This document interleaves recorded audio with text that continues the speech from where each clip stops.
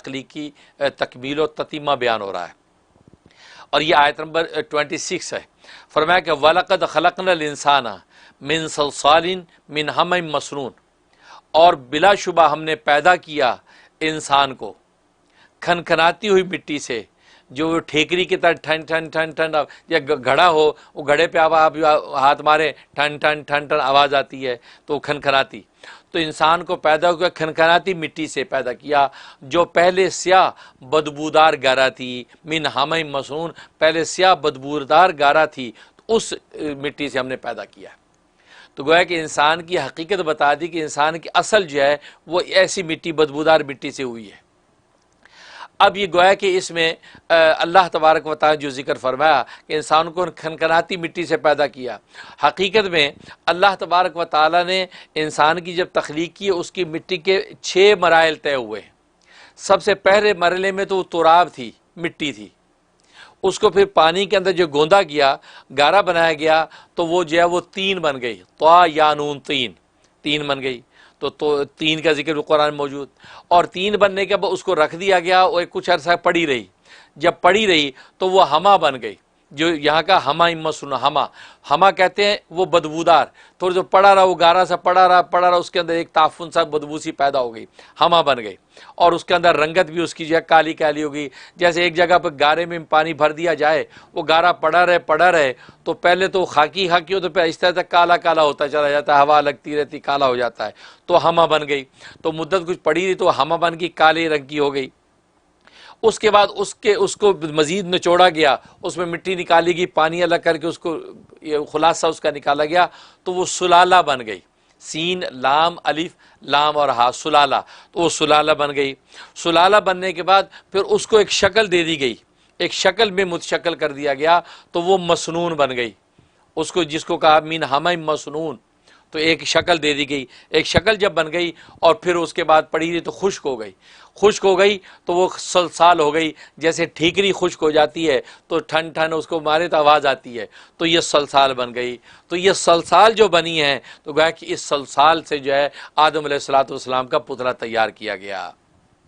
اس کے اندر روح ڈال دی گئی، تو آدم علیہ الصلوۃ والسلام جو ہے وہ جو ہے زندہ سلامت کھڑے ہو گئے۔ یہ مرحلے جو ہے گویا کہ 6 مرحلے اس مٹی پر گزرے ہیں، اور آدم علیہ السلام کی تخلیق ہو گئی۔ مفسرین نے لکھا ہے کہ جب اللہ تبارک و تعالی نے آدم علیہ الصلوۃ والسلام کی تخلیق کا ارادہ کیا، تو اور دنیا کے اندر جو ہے وہ یہاں سے مٹی لانے کا حکم فرمایا، سب سے پہلے حضرت جبرائیل علیہ الصلوۃ والسلام کو بھیجا کہ جاؤ وہ زمین سے مٹی لے کے آؤ۔ جیسے پہلے آپ گزر چکا ہے کہ پانی تھا، اور پانی کے اندر ابال آئے یہاں تک کہ وہ جگہ جو خانہ کعبہ کی جگہ ہے، یہ پانی یہاں بہت زیادہ ابلتا جیسے ہنڈی میں پانی ابلتا ہے، اتنا ابلا یہاں کہ وہ کثیف ہو گیا، سخت ہو گیا، اور اس کے بعد اسی طرح وہ جم گیا، وہ پھیلا ہوا مٹی کا زمین کے اندر پیڑے کی طرف پوری بچھا دی گئی، اور وہ جگہ ابری رہی۔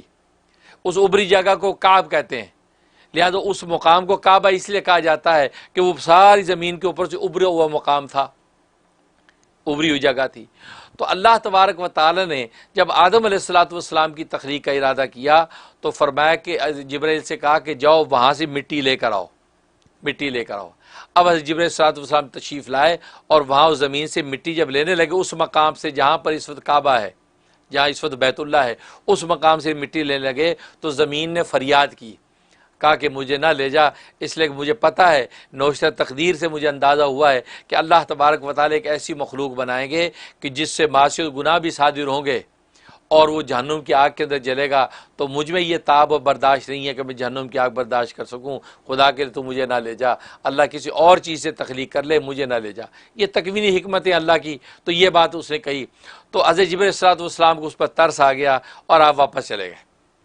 اللہ تبارک و تعالیٰ نے پوچھا ہاں لائے نہیں؟ کہا کہ رب الجلال اتنی فریاد کر رہی تھی، اس کی آہ فغاں اتنی تھی، مجھے ہمت نہیں ہوئی کہ وہ کہنے لگی جہنم کی آگ میں جلوں گی میں، اور میرے ساتھ ایسا ہوگا، تو مجھے اس پر ترس آ گیا، تو میں واپس آ گیا۔ تو میں کہا اچھا چلو، اسرافیل کو بھیجا، پھر جو ہے وہ میکائیل کو بھیجا، تو تینوں فرشتوں کو بھیجا، تینوں کے سامنے زمین نے یہی فریاد کی، یہاں تک کہ وہ واپس آ گئے۔ پھر چوتھے نمبر پہ اللہ تبارک و تعالیٰ نے اسرائیل کو بھیجا، ملک الموت، تو اسرائیل کو بھیجا کہ جاؤ وہ لے کر آؤ۔ اب جب اسرائیل علیہ الصلوۃ والسلام گئے تو حضرت اسرائیل علیہ الصلوۃ والسلام جب گئے تو اس سے پھر وہی حسب معمول ہوئی فریاد، وہی رونا پیٹنا شروع کر دے، فریاد کی کہ مجھے نہ لے جائے، مجھ سے ایک مخلوق بنے گی اور جس کے ساتھ یہ احوال پیش آئیں گے۔ حضرت اسرائیل سنتے رہے، ساری بات سن لی، سننے کے بعد آپ نے جھپٹا مارا، اور جھپٹا مارا وہاں سے مٹی اٹھائی اور لے کے نکلے، یعنی فریاد سن لی، سننے کے بعد جو ہے وہ زبردستی وہاں سے اٹھائے، کیونکہ رب تعالیٰ کا حکم ہے، لے کے چلے گئے، جا کے اللہ کو پیش کر دی۔ تو اللہ تبارک و تعالیٰ نے فرمایا کہ بھئی تم کیسے لے آئے، وہ تین تو لا نہیں سکے۔ تو حضرت حضرت اسرائیل نے کہا کہ اے رب الجلال، اس نے مجھے بھی یہ آہو فریاد کی تھی، لیکن میں نے سوچا کہ رب تعالیٰ کا حکم ہے، مجھے تیرے حکم کو جو حاوی رکھنا ہے، لہذا میں نے اس کی بات سنی اور اپنے آپ کے منشا کے مطابق وہاں سے مٹی لی اور آپ کو پیش کر دی۔ اس پر اللہ تبارک و تعالیٰ نے فرمایا کہ اسرائیل، تیرے اندر جب یہ صلاحیت ہے کہ تو امر ربی کو پورا کرنے کے اندر اتنا مستعد ہے اور اپنے وقت پہ کر ہی ڈالتا ہے اور سامنے والی کے اوف وغاں کا کوئی اثر نہیں لیتا، تو جب میں اس سے انسان بناؤں گا، ان انسانوں کی جب روح قبض کی جائے گی تو روح قبض کرنے کی ذمہ داری بھی تیری لگاتا ہوں، اس لیے کہ ظاہر ہے کہ جب روح قبض کی جائے گی، زندہ سلام انسان مردہ ہونے والا ہے، تو ظاہر ہے کہ وہ عزیز و قریب آہو فغاں کریں گے، خود جب وہ انسان بھی آہو فغاں کرے گا، اللہ میں مجھے زندہ رکھ، تو یہ سب زندگی کی بھیک مانگیں گے۔ تو اگر ترس کھانے والا آدمی ہوا تو کیونکہ جلاد جو ہوتا وہ تو ترس کھانے والا نہیں ہوتا، کیونکہ جلاد بھی اگر ترس کھانے لگ جائے تو پھر تو بادشاہ جب وہ مجرموں کو سزا کیسے دے پائے گا۔ تو اللہ تبارک و تعالیٰ نے فرمایا کہ تیرے اندر یہ خوبی اور صلاحیت ہے کہ تو امر ربی کو حاوی کر کے لے کے آنے والا ہے، لہذا تجھے جو ہے میں جو ہے روح قبض کرنے پر مقرر کرتا ہوں۔ اس پر حضرت اسرائیل علیہ الصلوۃ والسلام یعنی ملک موت نے درخواست پیش کی ہے رب ذوالجلال، لیکن اگر یہ ذمہ داری لوگوں کی روحیں قبض کرنے کی میری لگ گئی تو لوگ تو مجھے گالیاں دیں گے، مجھے برا بھلا کہیں گے، کیونکہ ظاہر ہے کہ میں کسی کی ماں کی روح قبض کروں گا، کسی کے باپ کی کروں گا، کسی بھائی بہن کی کروں گا، اور وہ مجھے برا کہیں گے کہ ملک الموت نے دیکھو ہمارے ابا کی جان لے لی، ہماری اماں کی جان لے لی۔ تو رب العزت یہ بہت بھاری ہے کہ لوگ مجھ پہ تنقیدی اور تہمتیں لگائیں، یہ بات کہی۔ تو اس پر اللہ تبارک و تعالیٰ نے فرمایا کہ نہیں، تو اس بات کی فکر نہ کر کہ جب یہ تو ذمہ داری امر ربی کے مطابق پوری کرے گا تو لوگوں کو میں ان کے موت کے اسباب میں ایسا مبتلا کر دوں گا، کسی کا دھیان بھی ادھر نہیں جائے گا کہ ملک الموت کے آنے کا وقت ہو گیا تو وہ ضرور قبض کرنی۔ چنانچہ وہی ہوا کہ آج آپ دیکھیں اگر کوئی مرتا ہے تو ہم اسباب پر گفتگو کرتے رہتے ہیں، اور جی اس نے دوائی وقت پہ نہیں کھائی، اوہو پانی نہیں پیا، اوہ سے کھانا کھایا، کھانے کے اندر جو ہے وہ کیسا عنصر تھا، وہ کھانا جو ہے وہ چاول اس کی سانس کی نالی میں چلے گئے، اجی یہ ہو گیا، ڈاکٹر کے پاس نہیں پہنچ سکے، اجی دوائیں تو وغیرہ وغیرہ، تو یہ ساری باتیں یہ کوئی نہیں کہتا اجی ملک الموت کے آنے کا وقت ہے، اجل آ گئی تھی، بس اللہ کے حوالے۔ اب اجل وہ اللہ نے خود کہہ دیا، نہ ایک لمحہ آگے ہوگی نہ پیچھے ہوگی، تو پھر کیا خطرہ، بس اللہ کے حوالے۔ اب انا للہ و انا الیہ راجعون پڑھیں اور اس کے بخشش کی دعا کریں، یہ کوئی نہیں کرتا، یہ کوئی قسمت والا کہے تو کہے، ورنہ عام طور پہ اس اسباب پر گفتگو ہوتی رہتی ہے کہ یار یہ ایک عرصے سے بیمار تھے، ایسا ہو گیا، لہٰذا پوچھنے والا بھی تعزیت میں ہی پوچھتا ہے، اچھا کیا بیمار تھے؟ جی جی ہاں بیمار تھے، 10 سال سے بیمار، او ہو اچھا علاج؟ نہیں بہت علاج کرایا، کچھ بھی نہیں ہوا، ڈاکٹر آخر میں تھک گئے، وینٹیلیٹر پہ تھے، اور یہ تو یہ آج کے زمانے جیسے کرونا وائرس، یہ بھی کرونا وائرس ہو گیا، بس کیا ہوا، بس یہ ہوا وہ ہوا، بس ٹھنڈا پانی پی لیا اور یہ ہو گیا، وہاں چلے گئے، سوشل ڈسٹینسنگ نہیں کی تھی، بس وہ اس کو وائرس لگ گیا اور وہ مر گیا، یہ ہو گیا، یہ ساری باتیں تو یہ اسباب۔ تو حضرت اسرائیل نے یہ بات کہی کہ میں بدنام ہو جاؤں گا، اس پر اللہ تبارک و تعالیٰ فرمایا کہ اس کی فکر نہ کر، میں لوگوں کو موت کے اسباب میں مبتلا کر دوں گا، تیرا کوئی نام ہی نہیں لے گا۔ تو کہنے کا مقصد یہ کہ یہ تکوینی حکمتیں ہیں، اللہ تبارک و تعالی تکوینی طور پہ یہ چیزیں پیدا کر رکھی ہیں، ورنہ حضرت اسرائیل وہ بھی اللہ کے حکم میں تابع تو وہ بھی لے آتے، زبردستی لے آتے، کوئی بات، لیکن نہیں، اللہ نے ایک تکوینیات کا نظام پورا کرنا تھا، کس سے کیا کام لینا، اس انداز سے اللہ نے یہ تکوینی امور ظاہر کرنے تھے، تو حضرت اسرائیل ملک الموت کی ڈیوٹی لگی، تو اس کو بتا رہے ہیں۔ تو اس انداز سے مختلف جو ہے مراحل سے گزر کے آدم علیہ الصلوۃ والسلام کو جو ہے پیدا کیا، اس لیے اللہ نے کہا وَلَقَدْ خَلَقْنَا الْإِنسَانَ، اور بلا شبہ ہم نے پیدا کیا انسان کو، من صلصال، کھنکھناتی ہوئی مٹی سے، من حمأ مسنون، جو پہلے سیاہ بدبودار گارا تھی، تو بدبودار گارا تھا، اس سے ہم نے اس انسان کو پیدا کیا ہے، یہ تو اس کی حقیقت ہے۔ اور نخرے ایسے کہ اللہ کے کلام کی نفی کرتا ہے، اللہ تبارک و تعالیٰ کی وحی پر اعتراض کرتا ہے، یہ حالت اس کے۔ اس پر جو ہے یہ اس کو ذکر کیا۔ اس کے بعد کہا والجان خلقناہ من قبل من نار سموم، اور جان کو ہم نے پیدا کیا، جان کو یعنی جنوں کا باپ، جان کو ہم نے پیدا کیا اس سے پہلے ایسی آگ سے، من ناری سموم، جس میں دھواں نہیں، جس آگ میں دھواں نہیں ہوتا اس آگ سے ہم نے پیدا کیا ہے جان۔ اور جان کون ہے؟ عبداللہ بن عباس رضی اللہ تعالیٰ فرماتے ہیں کہ اصل میں ابو البشر تو آدم ہے، یعنی بشر جتنے ہیں ان کے باپ جو ہے وہ ابو البشر یعنی وہ آدم علیہ الصلوۃ والسلام ہے، اور جنات کا جو ابو الجان ہے وہ ابو الجن جو ہے وہ جان ہے، اس کا نام جان ہے۔ جیسے ابو البشر آدم ہے، ایسی جو جنات کا جو ہے ابو الجن جو ہے اس کا نام ہے جان۔ اور جو ہے شیاطین کا جو ابو الشیطان ہے وہ ابلیس ہے، ابلیس یہ ابو الشیطان ہے، تو شیاطین جتنے ہیں ان کا جو باپ ہے وہ ابلیس ہے۔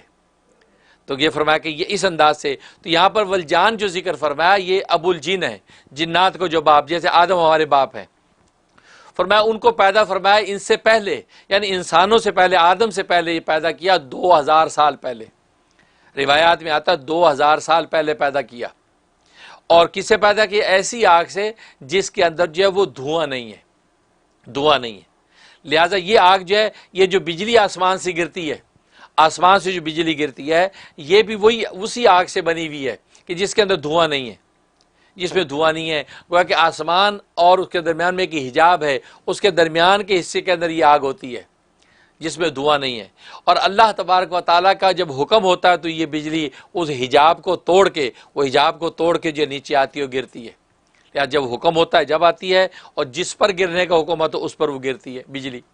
جس کو ہم کہتے ہیں بجلی گر گئی۔ اور یہ جو دھماکہ ہوتا ہے، عبداللہ بن عباس رضی اللہ تعالیٰ فرماتے ہیں یہ دھماکہ اصل میں وہ جو حجاب پھٹتا ہے، آسمان اور زمین کے درمیان ایک حجاب ہے، وہ حجاب کو پھاڑ کے آتی ہے، وہ حجاب جب پھٹتا ہے تو اس کے پھٹنے کی آواز ہے، یہ کڑ کڑ کڑ کڑ کڑ کڑک جو آتی ہے یہ اس کے حجاب کے پھٹنے کی آواز ہوتی ہے، تو وہ زمین پہ آتی ہے بجلی اور وہ آ کے کسی چیز پہ گرتی ہے۔ اس بجلی اور آگ کے اندر جو دھواں نہیں ہے اس کو کہتے ہیں نار سموم۔ تو فرمایا یہ جو سموم ہے، اس نار سموم سے جو ہے اللہ تبارک و تعالی نے جنات کو پیدا کیا ہے۔ اور جنات کے اندر جو ایک قسم تو وہ ہے کہ جو بظاہر انسانوں کی طرح ہے، یعنی کھاتے بھی ہیں، پیتے بھی ہیں، شادی بیاہ بھی کرتے ہیں، پوری اس کی ماحول سوسائٹی ایسی جیسے انسانوں کی ہے۔ اور ایک جو ہے وہ حصہ وہ ہے جو ہوا ہے، جو ہوا کی طرح ہیں، وہ ان کے کھانے پینے اور شادی بیاہ ان کا کوئی ایسا نظام نہیں ہے، وہ ایک ہوا کی طرح بس وہ گھومتے ہیں، ان کا ایسے بظاہر کو مجسم شکل نہیں ہوتی۔ تو یہ جن، تو ان کے اندر دو طرح کے لوگ ہوتے ہیں، اور ان کے اندر توالد تناسل، کھانا پینا کچھ نہیں، لیکن جو پہلی قسم ہے ان کے اندر توالد تناسل بھی ہے اور شادی بیاہ بھی ہوتا ہے، کھانا پینا بھی ہے، تو وہ جو ہے جنات کی قسم۔ تو ابو الجن جو ہے یہ ان تمام قسم کے جو جنات ہیں ان کا جو ہے وہ باپ ہے، اس نے فرمایا۔ اور جنات کے اندر تو مومن کافر دونوں ہوتے ہیں، مومن بھی ہوتے ہیں، کافر بھی ہوتے ہیں، نیک بھی ہوتے ہیں، فاسق بھی ہوتے ہیں، دونوں۔ لیکن جو شیاطین جو ہے ابلیس جو ہے وہ ابو الشیطان جن کا باپ ہے، تو شیاطین کے اندر کوئی مومن نہیں ہوتا، سارے کافر ہوتے ہیں۔ اور جنات کے اندر جی ابو الجن جن کا باپ ہے، جنات میں موت بھی طاری ہوتی ہے، حیات بھی رہتی ہے، پیدا بھی ہوتے ہیں، مرتے بھی ہیں، وہ ان کے اندر یہ نظم ہے۔ لیکن جو شیاطین ہے کہ جن کا باپ ابلیس ہے، ابو الشیطان، تو ابلیس جن کا باپ ہے وہ جو ہے وہ مرتے نہیں ہیں، ان میں سارے جو ہے فاسق فاجر اور جو شیطان گناہگار ہی ہوتے ہیں، مسلمان مومن کوئی نہیں ہوتا، اور یہ مرتے نہیں ہیں کیونکہ ان کو جو ہے وہ مہلت کے نتیجے میں ان کو موت نہیں دی جائے گی نفخہ اولا تک۔ نفخہ اولا جب پھونکا جائے گا تب وہ مریں گے، اور 40 سال تک ان پر موت طاری رہے گی، شیطان پر اور ان کے تمام شیاطین پر، اور 40 سال کے بعد نفخہ ثانیہ جب ہوگا تو دوبارہ وہ زندہ ہوں گے۔ تو یہ ترتیب ہے اس کے اندر، اس کو جو ہے ذکر کیا ہے کہ والجان خلقناہ من قبل من نار سموم، اور جان کو ہم نے پیدا کیا ہے اس سے پہلے ایسی آگ سے جس کے اندر دھواں نہیں ہے، یہ جان۔ اور جن کو جن اس لیے کہتے ہیں کہ جن کا معنی چھپا ہوا، اور یہ جان جو ابو الجن، اس نے یہ درخواست پیش کی تھی اللہ تبارک و تعالیٰ سے کہ رب ذوالجلال 2000 سال پہلے ہمیں انسان سے آپ نے پیدا کیا، لیکن ظاہر ہے کہ ہم آپ کی فرما برداری نہیں کر سکے، اور نتیجہ یہ ہے کہ وہ نافرمانی کے نتیجے میں آپ نے ہمیں جو ہے رسوا کر دیا، اور پھر آدم علیہ الصلوۃ والسلام کو نائب بنا رہے ہیں، وہ آدم کی ذریت کو آباد کر رہے ہیں۔ تو ہم یہ چاہتے ہیں کہ ہم کسی کی نگاہوں کے سامنے نہ آئیں، اور ہم پہ آپ ایسا اندھیرا اور پردہ ڈال دیجئے کہ ہم نظر نہ آئیں۔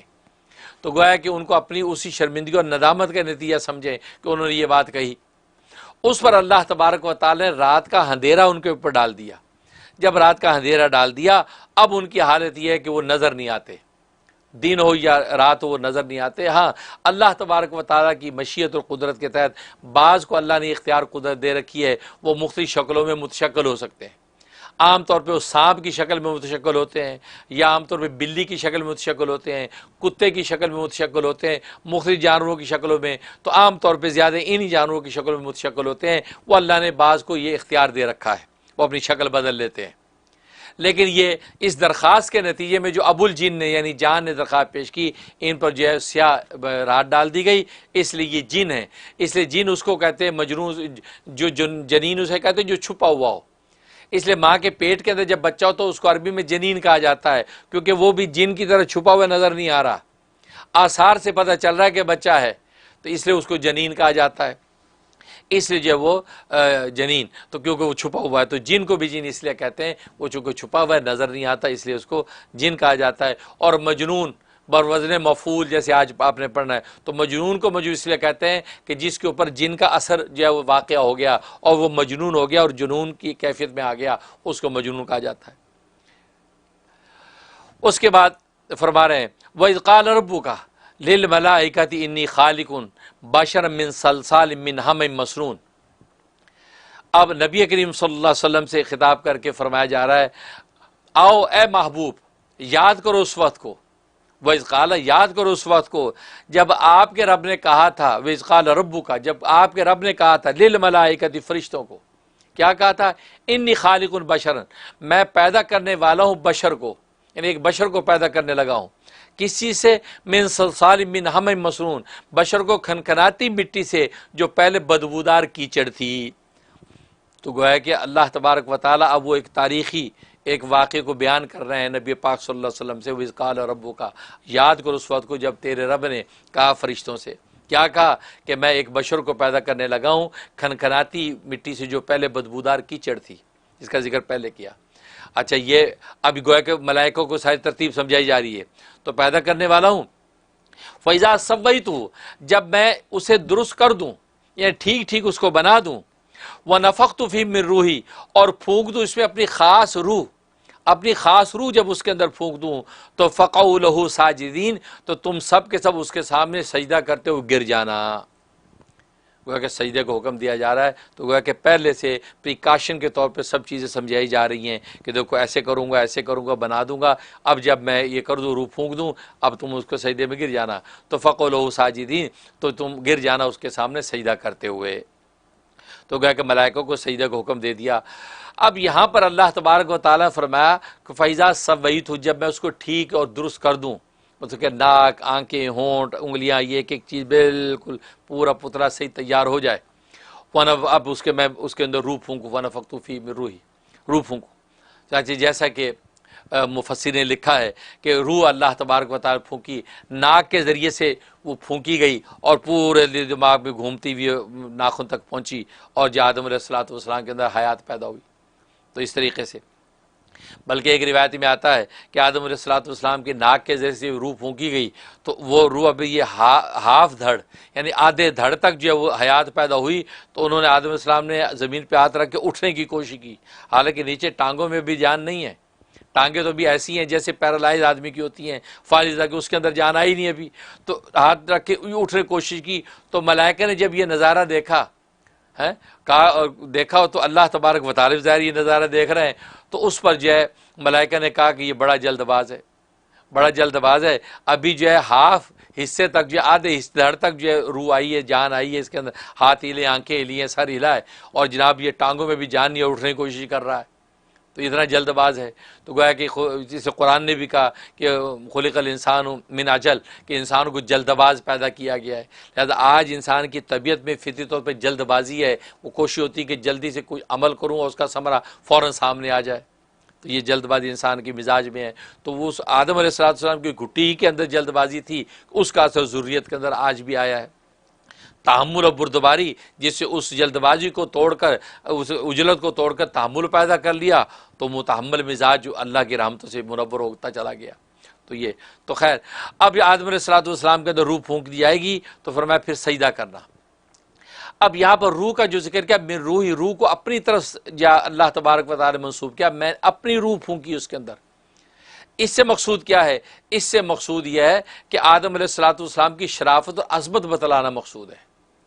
من روح، اپنی روح، حالانکہ مٹی سے پیدا کیا، بدبودار کھنکھناتی مٹی سے، لیکن پھر اس کو یہ تکریم دی کہ اللہ نے کہا کہ اپنی روح. تو گویا کہ وہ جو روح زندہ کرنے کے جو روح تھی، اس کی نسبت اللہ تبارک و تعالی نے جو اپنی طرف کی ہے، یہ بطور تشریف و تکریم کے کی ہے، کرامت کے طور پہ کی ہے. کرامت کے طور پہ جو ہے گویا کہ یہ آپ نے ذکر فرمایا. اس سے خدا نخواستہ کو حلول مقصود نہیں ہے کہ گویا کہ اللہ تبارک و تعالیٰ کو حلول انسان کے اندر ہو گیا ہے، ایسا نہیں ہے، بلکہ بطور شرافت کیا ہے، بطور شرافت اور تشریف کے اللہ تبارک و تعالیٰ نے اس کی نسبت اپنی طرف کی ہے. اور روح کی جو ہے مفسرین نے لکھا کہ دو قسمیں ہیں، ایک روح علوی ہے اور ایک روح سفلی ہے. اور روح علوی جو ہے وہ اس قدر لطیف ہے، اس قدر لطیف ہے، یہاں تک کہ عرش الہی سے بھی زیادہ لطیف ہے. چنانچہ وہ روح علوی عرش الہی کے اوپر ہے، عرش الہی نیچے ہے، اس کے اوپر وہ روح علوی. تو علوی روح اتنی لطیف ہے، اس کی لطافت عرش الہی سے بھی زیادہ ہے، لہذا اس کا مقام عرش الہی سے بھی اوپر ہے. اس کو کہتے ہیں روح علوی. اور روح علوی جو ہے یہ اس کے 5 اس کی قسمیں ہیں. روح علوی کی 5 قسمیں ہیں. اور وہ 5 قسمیں کیا؟ ایک قلب، جو سیدھے الٹے پستان سے 2 انگل نیچے اس کا مقام. دوسری روح، جو سیدھے پستان سے 2 انگل نیچے، یہ مقام جو ہے یہ لطیفہ روح جس کو کہتے ہیں. اور تیسری یہ سر، یہ دونوں پستانوں کے درمیان سینے کی جگہ، یہ اس کا مقام ہے سر. اس کے بعد جو ہے یہ ابرو جو ہے، ابرو کا جو مقام ہے یہ مقام ہے اس کا لطیفہ خفی، لطیفہ خفی، یہ اس کو مقام. اس کے بعد الدماغ جو ہے یہ لطیفہ اخفا. یہ 5 ارواح ہیں. ارواح کی گویا کہ روح علوی کی 5 قسمیں ہیں، گویا کہ قلب ہے، روح ہے، سر ہے، خفی ہے، اخفا ہے. یہ 5 یہ اتنی لطیف ہیں کہ عرش الہی کے اوپر یوں ہیں، یوں اثار کی ہوئے عرش الہی پر. یہ عرش الہی سے بھی زیادہ لطیف ہے. یہ روح جو ہے گویا کہ روح علوی. دوسری روح سفلی. روح سفلی کیا ہے؟ روح سفلی جو ہے وہ عناصر اربع سے پیدا ہوتی ہیں، آگ، پانی، ہوا، مٹی. یہ 4 عناصر ہیں. یہ ان کا ایک بخار ہے. ان چاروں عناصر جب ملتے ہیں ایک خاص قسم کا بخار ایک پیدا ہوتا ہے، اس کو کہتے ہیں روح، یعنی روح نفسانی کہتے ہیں. اس کو نفس بھی کہا جاتا ہے، اس کو نفس بھی کہا جاتا ہے. اور یہ روح انسانی گویا کہ یہ وہ روح. تو یہ عناصر اربع کے بخار کو گویا کہ یہ روح کہا جاتا ہے. یہ روح سفلی ہے، اس کو نفس بھی کہتے ہیں. اب یہ جو روح سفلی ہے، اس کو اللہ تبارک و تعالی نے روح علوی کا آئینہ بنایا ہے. یہ سمجھنے کی بات ہے، بڑی اہم بات ہے، بہت آسانی سے میں سمجھا رہا ہوں. تو روح علوی جو اوپر ہے، جس کے اندر 5 ارواح ہیں، 5 لطائف ہیں جو تصوف کی جان ہے، تو یہ وہ اس کا آئینہ بنایا اللہ نے روح سفلی کو. روح سفلی جس کو ہم نفس بھی کہتے ہیں، نفس کو جو ہے وہ آئینہ بنایا. جیسے آئینہ دنیا کے اندر پڑا ہو، آتشی آئینہ جس کو آپ کہتے ہیں، اور آفتاب آسمان پہ چمک رہا ہے. آفتاب جب اس کی روشنی پڑتی ہے اس آتشی شیشے پہ، تو آتشی شیشے کے اندر یہ صلاحیت ہوتی ہے کہ اس کی حرارت اور روشنی کو لے لیتا ہے. وہ جو ہے وہ سورج کی روشنی بھی لیتا ہے اور اس کی جو ہے وہ حرارت بھی لیتا ہے. یہاں تک کہ آپ نے دیکھا وہ جو آتشی شیشہ ہوتا ہے اس کے اندر یہ صلاحیت پیدا ہو جاتی ہے کہ وہ آگے کاغذ کو جلا دیتا ہے. کہ وہ جو حرارت اس نے لی تھی وہ اگر کاغذ کے اوپر وہ آتشی شیشے جلائیں تو رکھیں تو کاغذ جل جاتا ہے. یہ تجربہ تو معلوم ہے کہ وہ جو آتشی شیشہ اس میں یہ صلاحیت ہو جاتی پیدا کہ وہ آسمان کا جو سورج ہے اس سورج کی حرارت اور روشنی اپنے اندر جذب کر لیتا ہے. یہاں تک وہ ایک آتشی شیشے کا اور سینکڑوں آتشی شیشے آپ قائم کر دیں تو کمرہ روشن ہو جاتا ہے، کہ اس کی روشنی اس کے ذریعے یہاں تک اس کے ذریعے اندھیرے کمرے میں آپ روشنی کر لیں گے. تو معلوم ہے کہ لیکن اگر وہ آتشی شیشہ جو ہے وہ میلا ہو، اس پہ میل لگا ہوا ہے، مٹی لگی ہوئی ہے یا خراب ہوا ہے یا اس کے اوپر کوئی کپڑا آیا ہوا ہے، کاغذ آیا ہوا ہے، اب اگر آپ اوپر سورج کی روشنی سے آپ حرارت اور روشنی لینے کی کوشش کریں گے تو آپ کا وہ شیشہ وہ کام نہیں کرے گا،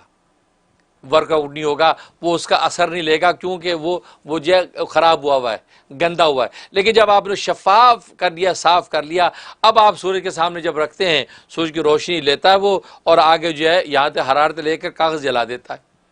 بس یہی ترتیب اللہ تبارک و تعالی نے روح علوی اور روح سفلی کی رکھی ہے۔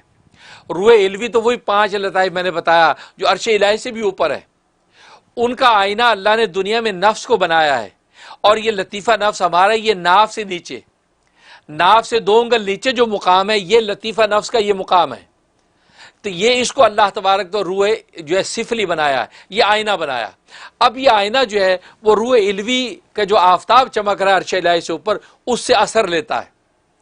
اب اگر نفس کا آئینہ میلا کچیلا ہے، اس کے اوپر گندگی لگی ہوئی ہے، تو ظاہر ہے کہ وہ اثر لے گا نہیں۔ جب اثر نہیں لے گا تو اس کے ثمرات ظاہر نہیں ہوں گے، نہ نار عشق حاصل ہوگا، نہ نور معرفت حاصل ہوگا، کیونکہ اس کا مقصد 2 چیزیں، ایک نار عشق حاصل کرنا، دوسرے نور معرفت حاصل کرنا۔ اسی وجہ سے اولیاء کاملین تصوف اور تزکیے کے اندر اس نفس کی صفائی کرتے ہیں، نفس کے آئینے کو رگڑا دیتے ہیں کہ یہ نفس کا جو ہمارا ہے نا، یہ بالکل سیقل ہو جائے، شفاف جب ہو جائے گا تو یہ وہ آفتاب جو چمک رہا ہے روح علوی کا، اس سے نار عشق اور جو ہے نور معرفت، یہ دونوں حاصل کرے گا۔ جب دونوں حاصل کرے گا، اب یہ جب چمکے گا تو نتیجہ ہے کہ یہ وہی کرے گا جو وہ ان کے افعال ہیں، وہ والی نور اور نار وہ ساری اس کے اندر آ جائے گی۔ جب اس کے اندر آ جائے گی تو اس کے اندر وہی کیفیات، جب یہ کیفیت آ جائیں گی تو اللہ تبارک و تعالی کی تجلیات ذاتیہ، تجلیات صفاتیہ، تجلیات ظلالیہ، سب کا اثر یہ نفس قبول کرے گا، اور دنیا میں رہ کے اس کو اللہ تبارک و تعالی ایسی کیفیت عطا کر دیں گے کہ کبھی کشف و کرامات اس پہ ظاہر ہو رہی ہیں، کبھی باطن کی آنکھ سے غیب کے نظام کو دیکھ رہا ہے، کبھی اللہ تبارک و تعالی کے احکام کے حقائق اس پر کھل رہے ہیں۔ تو یہ کیفیات ہو جاتی ہیں کہ جو اولیاء کاملین صدیقین کو اللہ تبارک و تعالی عطا فرماتے ہیں۔ یہ وہ ساری محنت جو ہے ایک مومن صادق کے لیے، کہ جس کی ترتیب میں نے بتا دی، کہ جس کا ذکر اللہ تبارک و تعالی گویا کہ ونفخت من روحی کے اندر کر رہے ہیں۔ لہذا جتنی ذکر و اذکار کی محنت ہے، قرآن کریم کی تعلیم ہے، عبادات کا مقصد صرف یہی ہے کہ وہ روح علوی جو 5 ارواح ہیں ان کا جو آفتاب چمک رہا ہے، وہاں سے ہم نے نور معرفت اور نار عشق، یہ اس کا اثر لینا اس روح سفلی پر، اور روح سفلی پر منزلہ ایک آئینے کی ہے، اور آئینے کو ہم جتنا صاف اور سیقل رکھیں گے، شریعت اور جو ہے اللہ کی جو ہے وہ منشا مشیت کے مطابق عمل کرتے رہیں گے تو یہ سیقل اور صاف رہے گا، اور وہاں سے اثرات لیتا رہے گا۔ یہ ہے کہ ہمارا یہ نفس جو ہے وہ ڈگمگائے گا نہیں، بلکہ اس صدیقین کی طرح وہ رائے حق پر چلتا ہوا اللہ تبارک و تعالیٰ کے قرب کی منزل پا لے گا۔ یہ وہ حقیقت جس کو جو ہے مفسرین اس انداز سے ذکر کیا۔ اب یہ جو روح علوی جو ہے، وہ روح علوی کے اندر جو 5 ارواح ہیں، قلب ہے، روح ہے، سر ہے، خفی اخفا، یہ 5 جو ارواح ہیں، اس کو کہتے ہیں عالم امر۔ یہ عالم امر ہیں، اس لیے اللہ تبارک و تعالیٰ کے براہ راست جو ہے وہ امر کے ساتھ یہ وجود میں ہے، کن فیکون کے امر کے وجود میں آئے۔ دوسرے جو ہے وہ عالم خلق ہیں، دوسرا جو ہے وہ عالم روح سفلی و عالم خلق میں سے ہے، یعنی نفس یہ عالم خلق میں سے ہے۔ یہ جو آدم علیہ السلام کو جو مٹی کا پتلا بنایا، تیار کیا گیا اور زمین سے مٹی لے گئی، یہ عالم خلق کا حصہ ہے، یعنی وہ نفس انسان کا نفس و ذات بنائی گئی ہے،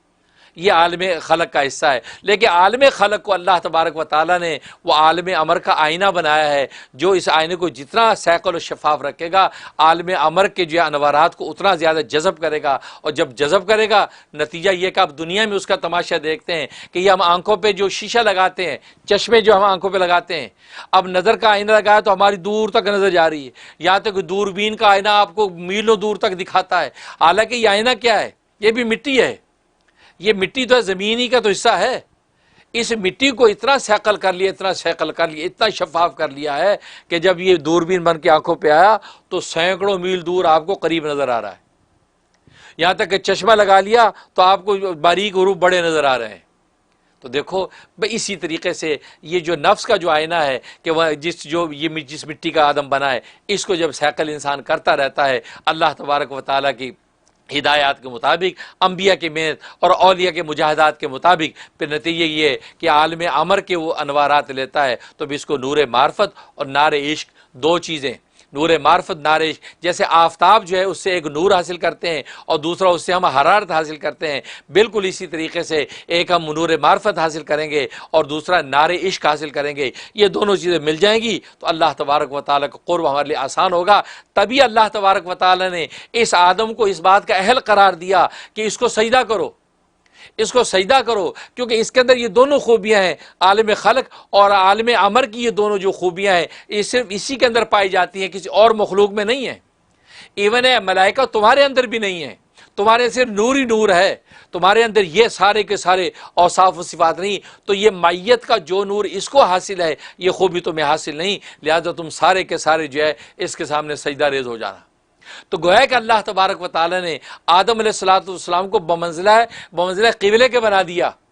قبلہ مسجود الیہ بنایا، مسجود لہو نہیں، مسجود لہو تو اللہ کی ذات ہے، سجدہ اللہ نے اپنا ہی کروایا ہے، لیکن آدم کو فرشتوں کے لیے ایسا کر دیا جیسے دنیا میں ہمارے لیے قبلہ اور کعبہ ہے، کعبہ کو ہم سجدہ کرتے ہیں لیکن حقیقت میں سجدہ اللہ کو کر رہے ہیں، کعبہ کو نہیں کر رہے ہیں، وہ ہمارا قبلہ ہے، ہماری ایک ڈائریکشن ہے۔ بالکل اسی طریقے سے آدم علیہ السلام کو مسعود الیہ بنایا، اس کو ایک ڈائریکشن اور ایک قبلہ بنا دیا اللہ نے، اس لیے بنایا کہ اس کے اندر عالم امر اور عالم خلق کی صلاحیتوں کو جذب کرنے کی قوت تھی۔ اللہ نے اپنی صفات ذاتیہ اور اپنی جو ہے صفاتیہ اور اسی طریقے سے جو ہے جلالیہ، یہ تمام کے تمام جو ہے اجلالیہ چیزیں ان کے اوپر طاری کر دیں اور اس کو اس قابل بنا دیا کہ اس کے سامنے فرشتے سجدہ کریں۔ اس لیے اللہ تبارک و تعالیٰ نے یہ جو سجدے کو حکم دیا، کیونکہ یہ ساری تجلیات کو قبول کرنے کی صلاحیت اسی کے اندر ہے۔ اب جب یہ حکم ہوا تو سجدہ کیا فرشتوں نے، لیکن فرمایا فسجد الملائکۃ کلھم اجمعون،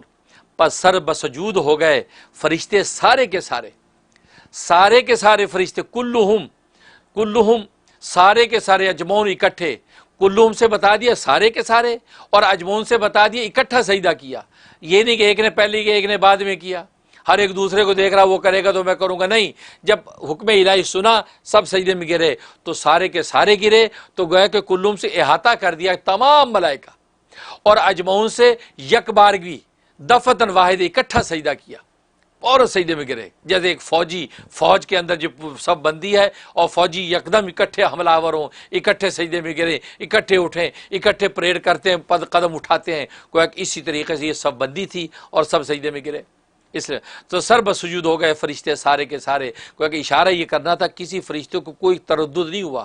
کوئی ملال نہیں ہوا کہ یار کیوں سجدہ کریں، یار یہ کیا کون سی خوبی ہے، کیا کمال ہے، نہیں، بس حکم تھا سجدے میں گر گئے۔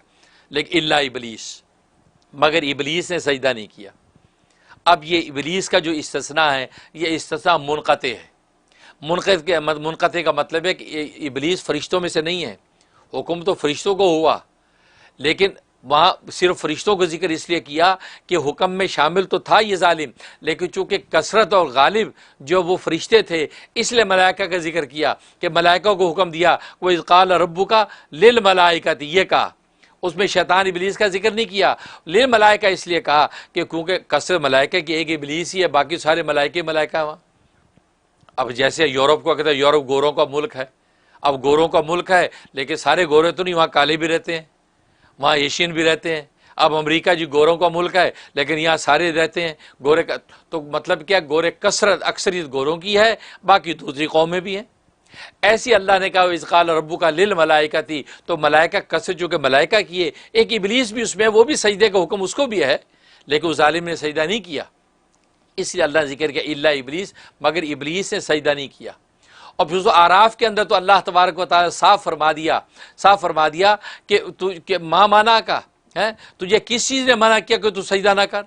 اذ امرتک، جب کہ میں نے تجھے حکم دے دیا تھا۔ اللہ نے ابلیس کا اذ امرتک، اللہ نے ساتھ جب میں نے تجھے حکم دے دیا، معلوم حکم کے اندر جو یہ بھی شامل تھا کہ یہ سجدہ کرتا، لیکن الا ابلیس، مگر اسے سجدہ نہیں کیا۔ بعض مفسرین نے فرمایا کہ اصل میں یہ استثناء متصل ہے، منقطع نہیں ہے،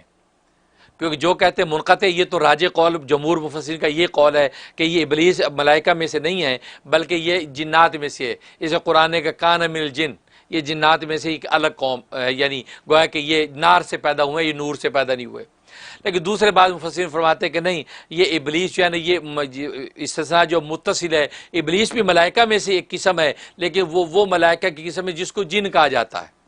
جن کو ملائکہ نہیں کہا جاتا، جن کو جن کہا جاتا ہے، لہذا وہ یہ استثناء متصل ہے۔ لیکن میں نے بتایا کہ جمہور مفسرین کا قول پہلے والا ہے کہ یہ استثناء منقطع ہے، کہ مگر ابلیس نے سجدہ نہیں کیا۔ ابا ان یکون مع الساجدین، ابلیس سوائے ابلیس کے کہ اس نے انکار کر دیا کہ وہ سجدہ کرنے والوں کے ساتھ ہو، وہ سجدہ کرنے والوں کے ساتھ نہیں ہو، اس نے انکار کر دیا، میں سجدہ نہیں کرتا۔ ظاہر ہے کہ اس ظالم کو اپنی عبادت کا ناز تھا اور یہ سمجھتا تھا میں نے بڑی عبادت کر رکھی ہے،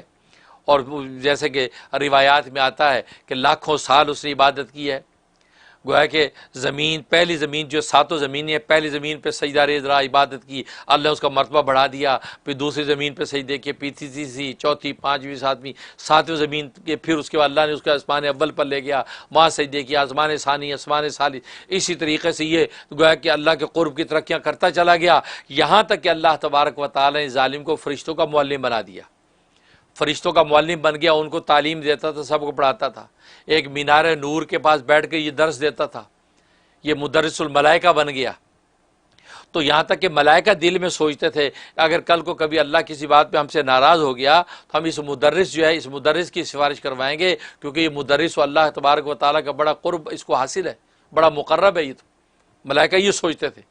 لیکن حالت یہ ہے کہ اس تکبر نے اس کو مار دیا اور آدم علیہ الصلوۃ والسلام کو اس نے وہ سجدہ کرنے سے انکار کر دیا۔ اس کے بعد فرمایا قال لم اکن لاسجد لبشر خلقته من صلصال من حمأ مسنون، وہ قالا سے مراد ابلیس۔ اللہ نے جب پوچھا اے ابلیس بدبخت کہ کیا وجہ ہے کہ تو سجدہ کرنے والوں کے ساتھ نہیں ہوا، جب میں نے جو کہہ دیا تھا سجدہ کر اور تو نے سجدہ نہیں کیا، تو کیا وجہ ہے کہ تو سجدہ کرنے والوں کے ساتھ نہیں ہوا؟ اس پر جواب دے رہا گستاخ، وہ گستاخ بولا لم اکن لاسجد لبشر، کہنے لگا مجھے یہ گوارا نہیں ہے کہ میں سجدہ کروں اس بشر کو، میں سجدہ کروں اس بشر کو من صلصال من حمأ مسنون، کہ جس سے تو نے پیدا کیا بجنے والی ایسی مٹی سے جو سیاہ بدبودار تھی، تو نے ایسی بدبودار سیاہ مٹی سے پیدا کیا ہے، میں اس کو سجدہ کروں؟ نہیں بھائی، میں ایسا نہیں ہوں، میں تو بڑا عبادت گزار ہوں، میں تو بڑی عبادتیں اور سجدے کی ہیں۔ کہ یہ بات کہی، جب یہ بات کہی تو اللہ تبارک و تعالی نے فرمایا قال فاخرج منها فانک رجیم۔ اصل میں وہ یہ کہنا چاہتا تھا کہ آدم علیہ الصلوۃ والسلام کو آپ نے مٹی کے عنصر سے پیدا کیا، کہ ایک مٹی کا عنصر ہے، ایک آگ کا عنصر ہے، آپ نے اس کو مٹی کے عنصر سے پیدا کیا، اور مٹی کے عنصر کے اندر نسبت تسفلی پائی جاتی ہے۔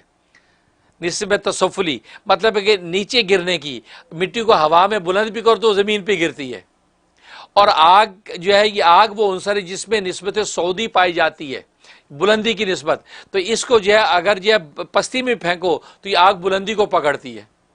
تو گویا کہ میں جس چیز سے بنا ہوں اس کے اندر غالب جو ہے وہ بلندی کی نسبت ہے، بلند رہنے کی نسبت ہے، اور یہ جس چیز سے بنا ہے اس کے اندر جو ہے پست ہونے کی نسبت ہے، تو بلند نسبت والا پست والے کے سامنے سجدہ کرے، یہ بات تو عقل کے بھی خلاف ہے۔ اصل میں یہ ظالم یہاں سے مارا گیا، یہ بات اس نے کی، کیونکہ یہ اس نے ایک قاعدہ لڑایا منطق کا اور اپنے یہ غلط قیاس کیا۔